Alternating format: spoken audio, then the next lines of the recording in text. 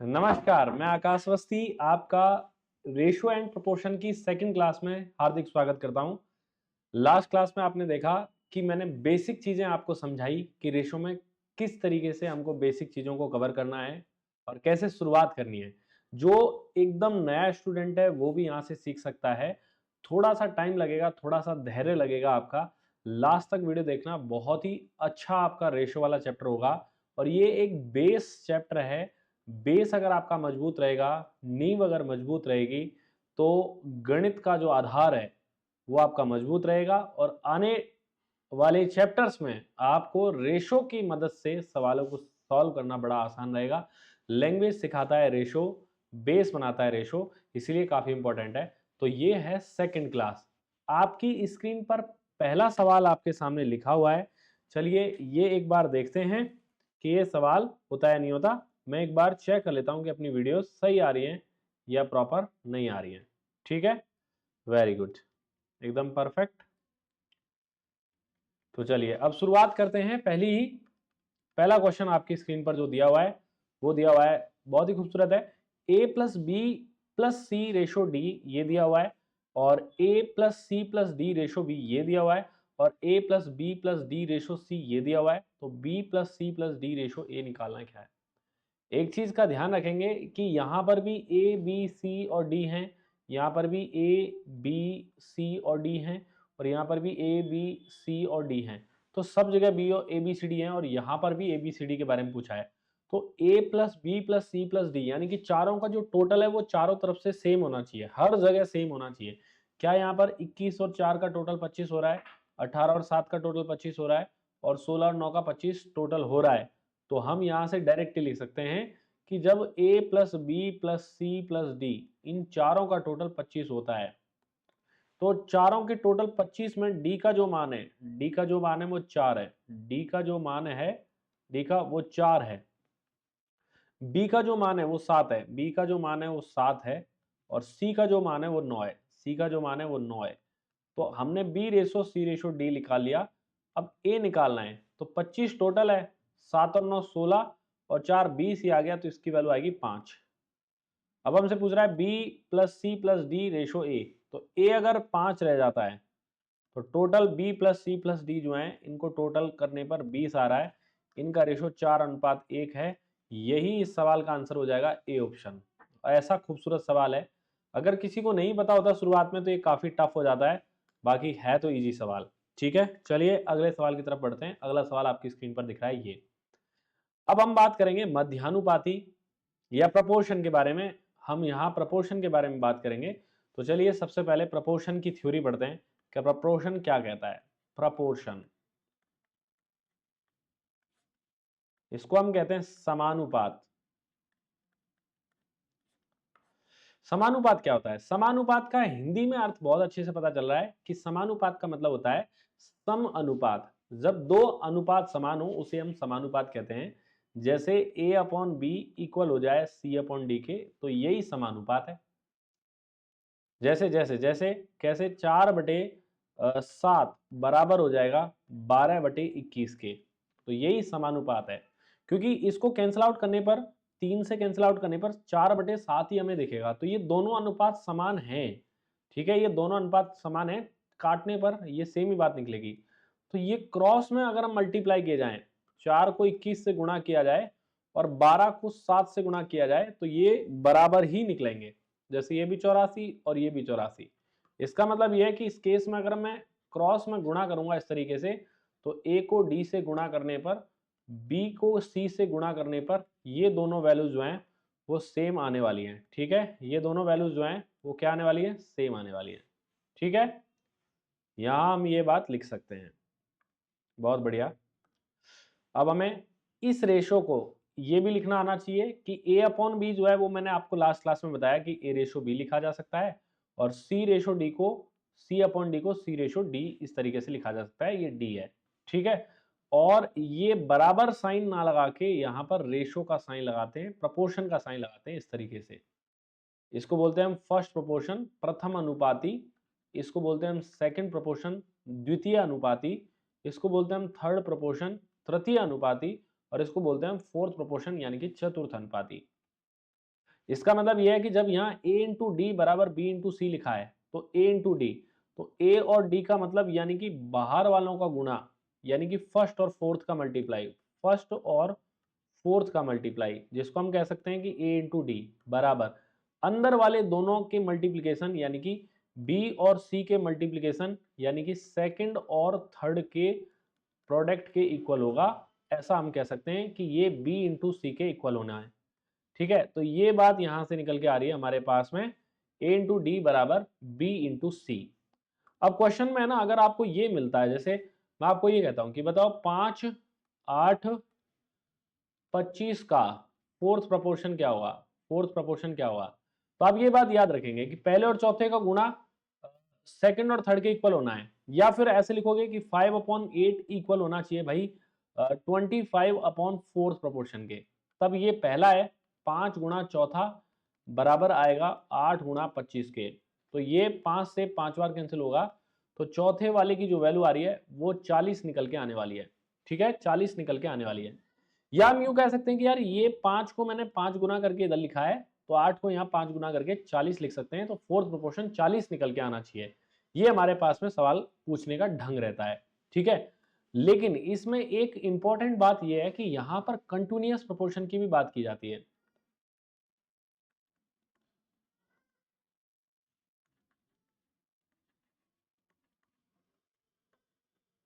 Continuous proportion, अब continuous proportion क्या होता है, कंटिन्यूअस प्रोपोर्शन की बात करें अगर हम, तो कंटिन्यूअस प्रोपोर्शन देखो क्या होता है। कंटिन्यूअस प्रोपोर्शन जो होता है वो होता है सतत अनुपात। क्या होता है, सतत अनुपात। ठीक है, इसको हम कहते हैं सतत अनुपात।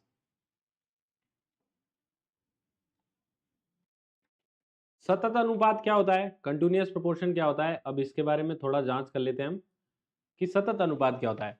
देखो सतत अनुपात में क्या होगा कि a/b बराबर आ जाए b/c के, मतलब ये वाला जो रेशो है ये वापस रिपीट हो जाए, जिसको हम सतत अनुपात कहेंगे। तो ये दोनों देखो क्रॉस में मल्टीप्लाई करने पर b² बराबर क्या आ जाएगा ac। ठीक है, क्रॉस में मल्टीप्लाई करने जैसे 5/15 बराबर हो जाए 15/45 के, और ये होगा ही क्योंकि ये भी 1:3 है और ये भी 1:3 है, तो दोनों इक्वल होने ही है। लेकिन ये वाला जो है वो यहाँ रिपीट हो रहा है, तो 15 का स्क्वायर 5 गुणा 45 के बराबर होगा। या फिर मैं ये कहूंगा कि जैसे इसको अगर a/b और प्रपोर्शन में b/c के हिसाब से लिखा है, तो यहाँ पर ये जो पहला वाला है इसको बोलते हैं फर्स्ट प्रोपोर्शन, इसको बोलते हैं फर्स्ट प्रोपोर्शन। ठीक है, इसको बोलते हैं द्वितीय अनुपाती या सेकंड प्रोपोर्शन, और इसको बोलेंगे सॉरी, इसको द्वितीय अनुपाती की बजाय यहां पर बोला जाएगा एक नई बात, वो हमें ध्यान देना है, इसको बोलते हैं मध्यानुपाती, या इसको बोलेंगे मिड प्रोपोर्शन, मिड या मीन प्रोपोर्शन।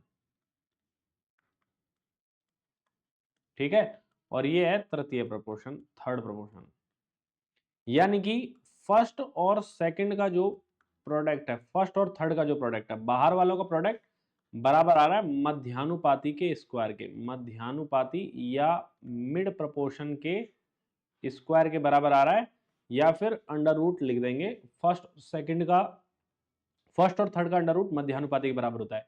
या फिर मैं ये कहूंगा यहाँ से कि b² बराबर जैसे ac है, तो b की वैल्यू हम अंडर रूट ac के बराबर लिखने वाले इस वाले से, तो वही मैंने लिखा है कि मध्यानुपाती पहले और तृतीय के गुणनफल के अंडर रूट के इक्वल होता है। अब जैसे मुझे फर्स्ट प्रोपोर्शन निकालना है, फर्स्ट प्रोपोर्शन निकालना है, तो फर्स्ट वाला कैसे निकालूंगा, यहाँ से ये फर्स्ट वाला हो गया a की वैल्यू, तो हम लिखेंगे मध्यानुपाती का स्क्वायर, मध्यानुपाती या मिड प्रोपोर्शन या मीन प्रोपोर्शन का स्क्वायर करेंगे, स्क्वायर अपॉन थर्ड प्रोपोर्शन, ये हो जाएगा हमारे पास में फर्स्ट प्रोपोर्शन, और थर्ड को इधर भेज देंगे, तो थर्ड का निकालना हो तो मध्यानुपाती के स्क्वायर में से थर्ड प्रोपोर्शन फर्स्ट प्रोपोर्शन का डिवाइड करेंगे। तो ये बेसिक थ्योरी आपको समझ में आनी चाहिए कंटिन्यूअस प्रोपोर्शन के लिए, तब आपसे सवाल होने लगेंगे। चलिए अगला सवाल देखते हैं। अगला सवाल आपकी स्क्रीन पर ये है, तो यहाँ पर बोल रहा है कि 36 और 100 का मिड मिड प्रोपोर्शन या मीन प्रोपोर्शन बताना क्या है। तो क्या करेंगे कि मीन प्रोपोर्शन की जो वैल्यू होती है, मीन प्रोपोर्शन की वैल्यू वो होती है अंडर रूट ऑफ 36 फर्स्ट और थर्ड वाले का प्रोडक्ट का अंडर रूट। तो ये निकालना है तो इसका अंडर रूट 6 और इसका अंडर रूट 10, तो वैल्यू कितनी आनी है 60। 60 ही इसका आंसर निकल के आ जाएगा। ठीक है, आगे बढ़ते हैं। अगला सवाल आपके सामने दिया हुआ है, ये कह रहा है कि 14, 30, 7 और x में x का मान क्या है। तो आप लिख दो ऐसे कि 14/30 बराबर होना चाहिए 7/x। तो ये अगर 7 का डबल है ऐसे, तो ये किसका डबल होगा 15 का। तो x की वैल्यू कितनी आ जाएगी 15। क्रॉस में गुणा करने की भी जरूरत नहीं है, डायरेक्ट ही आप यहाँ पर लिख सकते हो। तो हम इस तरीके से आगे बढ़ रहे हैं धीरे धीरे। ठीक है, एक एक सवाल को करते जाएंगे। जैसे यहाँ पर निकालना है तो 36/81 इक्वल टू x/63 लिखेंगे। तो ये यहाँ कैंसिल आउट कर सकते हो ऐसे, 9 से 4 बार, 9 से 9 बार। तो ये 9 का 7 गुना है, तो यहाँ 4 का 7 गुना आएगा, 28x की वैल्यू आ जाएगी। यही सी ऑप्शन करेक्ट आंसर है इसका। ठीक है, कुछ याद करने की जरूरत ही नहीं है। फर्स्ट, सेकंड और फोर्थ दिया हुआ है, थर्ड वाला निकालना है। तो 51/68 बराबर थर्ड इधर लिखेंगे और फोर्थ यहाँ पे 108। ये होगा फर्स्ट, ये है सेकंड, ये है थर्ड और ये है फोर्थ। इस तरीके से हमें लिखना है। तो ये 17 से 3 बार, ये 17 से 4 बार, 4 से कैंसिल कर दो इसको 27 टाइम्स। तो 27 इंटू 3 करेंगे तो थर्ड वाला निकालेंगे। तो थर्ड वाले की वैल्यू 27 का 3 टाइम्स यानी कि 81 आएगा। तो 81 करेक्ट आंसर है, डी ऑप्शन। सिंपल, इजी तरीके से कर सकते हैं हम, बहुत ही आसान है। जैसे 90, 39, 117, ये वाला पहन लेंगे। और y का समानुपात निकालना क्या है। तो y का, तो 39/117 इक्वल टू 17/y। ये 3 बार कट रहा है इससे, तो ये 1/3 है, तो इधर भी 1/3, 3 से गुणा करने पर 51 वैल्यू आ जाएगी। बी ऑप्शन करेक्ट आ रहा है। या फिर क्रॉस में मल्टीप्लाई करेंगे तो y की वैल्यू वही 51 निकल के आनी है। अब देखो, अब नए सवाल आ गए हैं, थोड़े से ऐसे सवाल एग्जाम में पूछे गए हैं पिछले सालों के अंदर। तो अभी तक जो हमने सवाल सीखे हैं वो थोड़े से बेसिक सवाल थे, इजी सवाल थे, उनको अब थोड़ा सा अगला रूप देंगे, थोड़े अच्छे सवाल करेंगे। P8/20 का थर्ड प्रोपोर्शन पूछ रहा है क्या है। तो P8 और 20 का थर्ड प्रोपोर्शन देखो, P/8, P is the third proportion of 8 and 20। गलत कर दिया है यहाँ पर, P 8 और, गलत समझ लिया है, P8 और 20 का थर्ड प्रोपोर्शन है। तो 8 और 20, 8/20 का थर्ड प्रोपोर्शन कौन सा है। अब देखो यहाँ पर ये सतत अनुपात की बात कर रहा है। जब 3 वैल्यूज दे रखा है तो कंटिन्यूअस प्रोपोर्शन की बात करेंगे। तो 20 इधर आएगा, अपॉन P यहाँ लिखा जाएगा। ठीक है, अभी मैंने आपको बताया कि थर्ड प्रोपोर्शन अगर आपको निकालना है तो हम क्या करेंगे, मीन प्रोपोर्शन का स्क्वायर अपॉन फर्स्ट प्रोपोर्शन लिखेंगे। कंटिन्यूअस प्रोपोर्शन लिखते टाइम ये मैंने अभी आपको बताया। देखो ये थ्योरी मैंने जो आपको बताई है, इसमें बोला है कि थर्ड प्रोपोर्शन की वैल्यू अगर हमको निकालनी होगी तो थर्ड इधर जाएगा।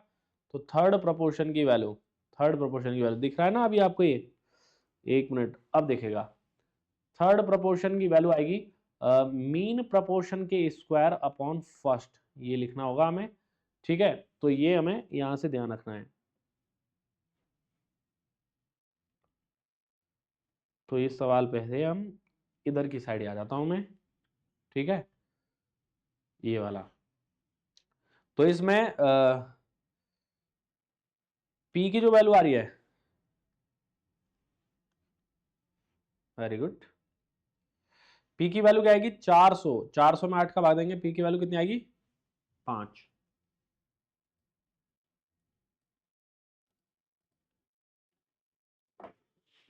तो यहां पर जो पी की वैल्यू आने वाली है, अरे क्या हुआ इसको,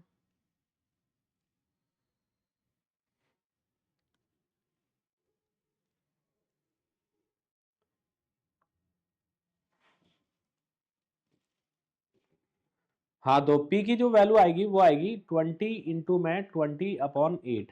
400 में 8 का भाग देंगे, P की वैल्यू कितनी आ जाएगी 50। P की वैल्यू 50 आ गई है। ठीक है, और कह रहा है कि अब ये 4 नंबर्स है, 4 नंबर्स है, तो 4 नंबर के लिए फोर्थ रेशो Q जो है वो 3, 5, 24 का फोर्थ रेशो है। Q is the fourth proportional 2, 3, 5 and 24। तो 3, 5 बराबर 24/Q, ये लिखना पड़ेगा। तो 3 से ये 8 बार कैंसिल हो रहा है ना, तो 5 का ये 8 गुना करने पर 40 वैल्यू निकल के आ जाएगी। इधर 8 गुना किया है 3 का, तो इधर 5 का 8 गुना करके 40 आ जाएगी। तो Q की वैल्यू 40 है, Q की वैल्यू क्या है 40 है। अब हमको पूछ रहा है 2P, तो 2P यानी कि 2 इंटू 50 प्लस Q, Q कितना है 40, तो ये 100 प्लस 40 कितना आ जाएगा 140। यहाँ पर ऑप्शन में मिस्टेक है, ये डी की जो वैल्यू है वो 140 आएगी डी ऑप्शन में, ठीक है। 2P प्लस Q की वैल्यू पूछ रहा है हमसे, तो 140 वैल्यू आ जाएगी, 104 की जगह यहाँ ऑप्शन में मिस्टेक आ गई है, ठीक है। तो अब अगला सवाल है अपने लिए, अगला सवाल थोड़ा डिफरेंट है। इससे पहले हम ये वाला सवाल ले लेते हैं। 254 के फोर्थ प्रोपोर्शन और 689 के फोर्थ प्रोपोर्शन का रेशियो पूछ रहा है क्या है। तो आप कहोगे कि फोर्थ प्रोपोर्शन निकालना है, तो कैसे निकालेंगे, फर्स्ट और फोर्थ का मल्टीप्लीकेशन सेकंड और थर्ड के इक्वल होता है, ये हम दोनों में लगा देंगे। तो फर्स्ट यहाँ पर 2 है और फोर्थ प्रोपोर्शन हमें निकालना है, बराबर थर्ड 5 है और ये 6 है, तो 30 में 2 का भाग दिया, फोर्थ यहाँ से तो आया कितना 15, और इस वाले में देखें तो 6 इंटू में फोर्थ वाला बराबर लिखेंगे 8 इंटू में 9 वाला, 72 में 6 का भाग देंगे तो ये आएगा 12। तो दोनों के फोर्थ प्रोपोर्शन का रेशो पूछ रहा है, तो 15:12 की वैल्यू निकलेगी 3 से काटने पर 5:4, डी ऑप्शन करेक्ट है। आज के बाद कभी भी इन सवालों में तो दिक्कत नहीं होने वाली है। What is the ratio of mean proportional between 1.6 and 3.6।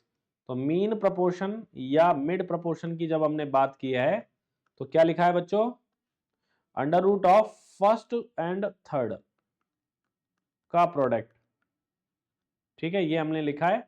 तो मीन प्रोपोर्शन अगर आपको कभी भी निकालना है, तो अंडर रूट ऑफ 1.6 इंटू में 3.6 करेंगे, तो 16 का अंडर रूट 4 होगा और 36 का अंडर रूट 6 होगा। 24 आना चाहिए, लेकिन पॉइंट की वजह से ये 2 डिजिट के बाद पॉइंट हो रहा है, 1 डिजिट के बाद पॉइंट इधर और 1 डिजिट के बाद पॉइंट इधर, तो अंडर रूट करने पर 1 डिजिट के बाद ही पॉइंट रह जाएगा, तो ये वैल्यू 2.4 आएगी। और 5/8 का तृतीय अनुपात, तो तीसरा कैसे निकालते हैं, थर्ड रेशो, मीन का स्क्वायर अपॉन फर्स्ट, तो ये फर्स्ट है और ये मीन है, तो 8 का स्क्वायर अपॉन 5 लिखने पर 64 में 5 का भाग देने पर 12.8 वैल्यू आ रही है, ये थर्ड प्रोपोर्शन। इनके बीच में रेशो पूछ रहा है, तो 2.4 रेशो 12.8 पूछ रहा है, तो पहले तो पॉइंट से पॉइंट हटा दो, 8 से 3 बार और 8 से कट रहा है 16 बार, ठीक है। तो 3:16 यानी कि सी ऑप्शन करेक्ट आंसर आ जाएगा। नेक्स्ट ये क्वेश्चन है, ये भी क्वेश्चन आप आसानी से कर सकते हो। ए और बी का मध्यानुपाती सी है, यानी कि सी जो है वो अंडर रूट ए बी के इक्वल है। पहली बात ये दे दी, the mean proportion of A and B is C. Mean proportion क्या होता है, फर्स्ट और थर्ड का प्रोडक्ट का अंडर रूट होता है, और इनका जो मध्यानुपाती है वो पूछ रहा है। इनका मध्यानुपाती क्या होगा, इनका मीन प्रोपोर्शन निकालना है, तो under root of A square C into में बी स्क्वायर सी आएगा, तो अंडर रूट करने पर ए बी और सी आएगा। अब क्योंकि ए बी की वैल्यू लिखनी है, तो यहाँ से क्या लिख देंगे हम, सी स्क्वायर। अगर मैं इससे स्क्वायर कर दूं दोनों साइड से, तो ए बी की वैल्यू सी स्क्वायर है, तो ए इंटू बी की जगह सी स्क्वायर इंटू सी लिखने पर, ठीक है, ये वैल्यू कितनी आ जाएगी, सी के क्यूब के इक्वल आएगी, तो सी का क्यूब ही इसका करेक्ट आंसर आ जाएगा, सी ऑप्शन। अब ये आपको करना है, कमेंट में मुझे जवाब देना।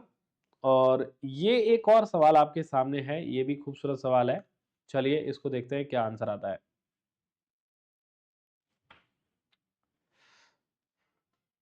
ए बी प्लस 8 के अनुक्रमानुपाती है, A varies directly proportional as B plus 18। देखो इसको ध्यान से समझना, ये अनुक्रमानुपाती या प्रोपोर्शनल का मतलब है कि ए जो है वो प्रोपोर्शनल है बी प्लस 18 के। बहुत खूबसूरत बात है, ये आगे काम आएगी आपके सवालों के अंदर, कई बार एग्जाम में पूछा जाता है ये सवाल प्रोपोर्शनल से रिलेटेड। जब भी आपको प्रोपोर्शनल को इक्वल में लेना है, तो आप एक कांस्टेंट से मल्टीप्लाई कर देंगे। मान लो वो के कांस्टेंट है, तो यहाँ पर बी प्लस 18 के इक्वल आ जाएगा। अब ये क्या करेगा, एक इक्वेशन ऐसी देगा आपके लिए जहां पर ए की वैल्यू और बी की वैल्यू देगा और के की वैल्यू निकलवाएगा। जैसे कह रहा है कि ए के 108 होने पर बी 36 है, या बी 36 होने पर ए 108 है, अब b अगर 36 होगा तो 36 प्लस 18 तो ये आएगा, इंटू के बराबर a की वैल्यू उस समय कितनी है 108 है, तो k बराबर आएगा 108 में भाग देंगे किसका 54 का, 36 और 18 54 होगा, तो k की वैल्यू कितनी आई है 2। ये इंपॉर्टेंट है, k की वैल्यू इस इक्वेशन को देके निकलवा ली है। अगली बार कह रहा है कि b 68 होने पर a का मान क्या है, तो क्योंकि हमने a बराबर k इंटू में b प्लस 18 लिखा है तो k का मान निकल के आ गया है 2। k का मान कितना निकला है 2, ठीक है, k का मान 2 निकला है। b प्लस 18 और b कितना रखना है आपको 68, 68 प्लस 18 का डबल करेंगे तो ये ट्वाइस ऑफ 86 आ रहा है, 86 का डबल निकालेंगे तो 172 करेक्ट आंसर निकल के आ जाएगा। सही लगा, 172 डी ऑप्शन करेक्ट है। ये इजी क्वेश्चन है, ये खुद ही करोगे आप, ये वाला ये मैं छोड़ देता हूं आपके लिए, ठीक है, ये छोड़ देता हूं। एक और सवाल अभी ऐसा ही है, x varies inversely as y and x equal to 2 and when y equal to 6। X Y की व्युत्क्रमानुपाती, व्युत्क्रमानुपाती का मतलब या इनवर्सली प्रोपोर्शनल का मतलब है कि x 1/i के इनडायरेक्टली प्रोपोर्शनल है, ठीक है। तो इसको इक्वल में लेना है तो मैंने क्या बताया, कांस्टेंट k मान लो, k अपॉन वाई इससे लिखा जा सकता है। अब देखो y 6 होने पर x 2 है, y 6 होगा x 2 है, इसका मतलब k की वैल्यू कितनी है यहाँ पर 12, k की वैल्यू कितनी आ रही है बच्चों 12। अब देखो k की वैल्यू 12 आ गई, x बराबर k अपॉन वाई हमने लिखा है, तो x बराबर 3 होने पर ये 12 है और ये कितना है y है, तो y का मान यहां से निकलेगा 12 अपॉन 3 यानी कि कितना 4, तो 4 ही करेक्ट आंसर आ जाएगा, सी ऑप्शन। सही लगा, कैसा लग रहा है आपको, मजा आ रहा है। 30 18 और a का मध्यानुपाती है, 30 is the mean proportion, 30 mean proportion है, तो 30 इक्वल टू आना चाहिए अंडर रूट ऑफ 18 इंटू में a के, तो 900 बराबर आएगा 18 इंटू में a के, तो a की वैल्यू निकालनी है तो 50 आ जाएगी, डी ऑप्शन। प्रैक्टिस है, करो प्रैक्टिस। ये वाला सवाल मैंने हटवा दिया था, इसको हटा दो आप, ये खराब सा सवाल है, इसमें कोई खास बात आप नहीं सीखोगे, ठीक है, और इसमें ये ऑप्शंस भी गलत दे रखे हैं लगभग, छोड़ो आप वो वाला सवाल अंडर रूट वाला, उसको नंबर सिस्टम में मैं आपको बताऊंगा, तो ज़्यादा परेशान होने की ज़रूरत नहीं है, ऐसे सवाल कभी आ जाते हैं तो नंबर सिस्टम की वजह से वो ईजी हो जाएगा आपके लिए, ठीक है। अभी गलत मान लो से 9 और 13 में से प्रत्येक में से कौन सी सबसे छोटी धनात्मक संख्या घटानी जानी चाहिए ताकि उनका तृतीय अनुपात 18 हो जाए। वाओ,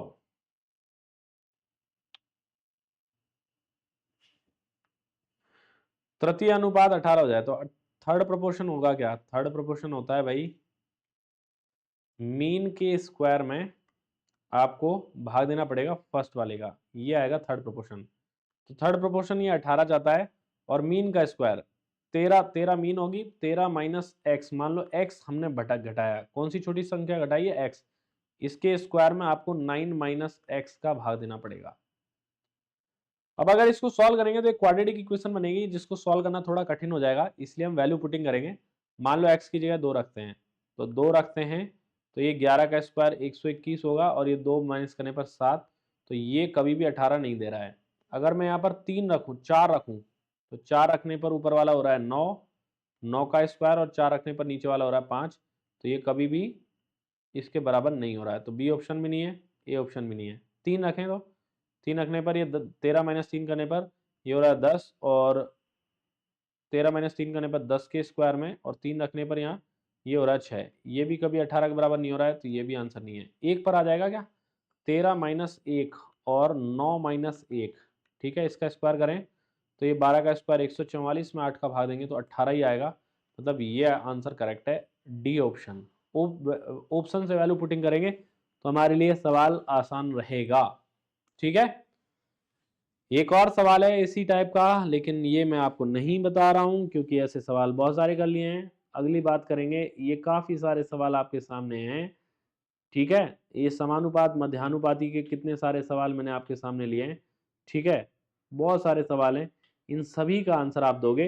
ये वाला सवाल भी मैंने लगभग आपको बता दिया है, ठीक है, तो ये भी आप करोगे खुद से, ठीक है, ये अच्छा, अब नए टाइप के सवालों पर चर्चा करेंगे कि नए टाइप के सवाल हमसे क्या कहना चाह रहे हैं। ठीक है, तो प्यारे बच्चों, ये वीडियो काफी लंबी हो जाएगी अगर हम आगे वाले चैप्टर्स पढ़ेंगे। इसको इसलिए स्पेसिफिक पार्ट में डाल दिया है कि इसमें समानुपात के बारे में पढ़ रहे हैं। तो ये वीडियो यहीं समाप्त करते हैं। अगली वीडियो में इस क्वेश्चन से, जहाँ की हम पैसे वाले सवाल या फिर डिफरेंट डिफरेंट टाइप के सवाल, एक पार्ट में हम क्रॉस प्रोडक्ट के बारे में बात करेंगे। तो टाइप वाइज इनको वीडियोज के हिसाब से इनको एक सेटलमेंट तरीके से रखेंगे, फिर बाद में एक कंप्लीट वीडियो को ज्वाइन करके नई वीडियो बनाएंगे। आज इस वीडियो में इतना ही। धन्यवाद।